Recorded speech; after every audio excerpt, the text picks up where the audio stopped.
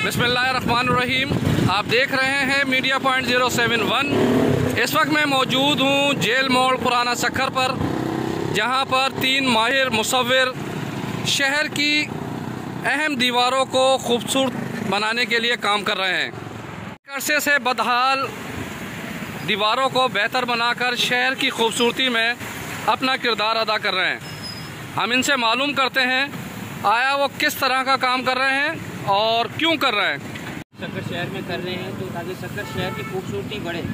जिस तरह की लाड़काना, नवाबशाह, लाहौर, कराची, इस तरह जैसे वो शहर खूबसूरत हैं, हम चाहते हैं कि ये शहर भी इसी तरह खूबसूरत हो। जी अस्सलाम वालेकुम, मैं हूँ ज़ीशान बलोच और मेरी ऑर्गेनाइजेशन का नाम है लब्बैक सक्खर। जैसे कि आप देख सकते हैं कि हमारे पीछे हमारा एक प्रोजेक्ट रंग दे सक्खर के नाम से जो हमने लॉन्च किया हुआ है वो हो रहा है, और ये लोकेशन है जेल रोड सक्खर की।